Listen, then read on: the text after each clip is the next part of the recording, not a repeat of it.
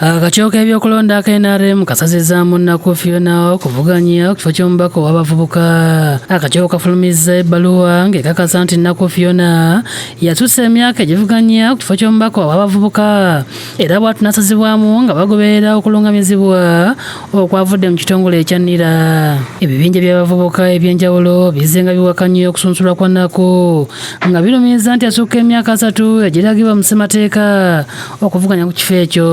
Naye bw'olaba ebiwandiiko nga national ID nga passport nga empapula z'obuyigirize zonna za nnaku Fiona ziragira ddala ndi nnaku Fiona asusse emyaka 3. Bo ababaka batannayebwa nsala ku misango egy'abawawaabirwa egy'okubba obululu basabiddwa ogumiikiriza nti kubanga emisango egimu gyetaaga okwekennenya ennyo. Akulira bannamateeka b'e NRM Enoch Barata abasabye bagumiikirize obutasukka Lwakutaano olwa wiiki eno. Naye tubakakasa nti ebyo byonna bijja kuba nga bimanyiddwa mu kaseera katono nnyo babeere bagumiikiriza. Akakiiko kano kasaza emisango egiwera ebisatu mu nnaku 18. Egimu ku misango egisaliddwa kwe kuli ogw'omwogezi wa kabondo ke NRM Brandon Kintu ng'ono bamuloopa nti ebyava mu kulonda byalaga nga yali wa kusatu kyokka ne bamulangirira wabula byonna byeganye era ab'akakiiko ne bamukakasa nti yawangula okukwatira bendera Kagoma North. Olwaido ruling dinobeda afulime nafulya amasimu Kamala ndikwenda okubakakasa nti kaadi yaimwe njirina tribune emaze okwongera ku stamp. Badru Kabuye akakasiddwa nti yawangula ekifo ky'omubaka wa Njeru Municipality era akakiiko ne kagoba emisango egyamuloopebwa. Bampa obululu bungi nnyo era nempangula flag ya NRM naye bannaffe ne batamatira ne bajja ne bawaaba naye nebaza Katonda ti olunaku olwaleero omusango bagusaze era tuguwangudde.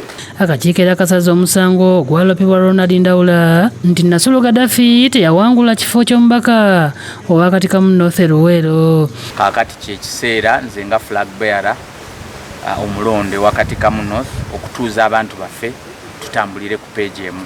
Akakiiko ke kamu katandise okutunula mu kwemulugunya kwa kansala abatamatidde n'ebyavudde mu kulonda ng'olwaleero kalangiridde kansala Ronald Olero kifo kya kansala owa Butabika mu Gombola e Nakawa. Era babitunulidde awo ne babalidde na budde bungi nnyo ne bannangira ku buwanguzi bwa kansala ow'e Butabika Parish. Bannange mwebale nnyo okunzisaamu obwesige era ne leero ne mutuwerekera mpaka wano okulwanirira akalulu kaffe.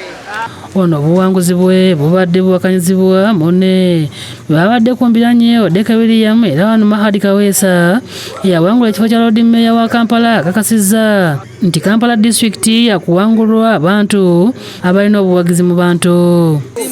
Mukirize mugaane leero President Museveni ogenda kufuna obuwanguzi mu Kampala. Robina Nantale yakusakidde eggulu eno ku Lwabukedde TV.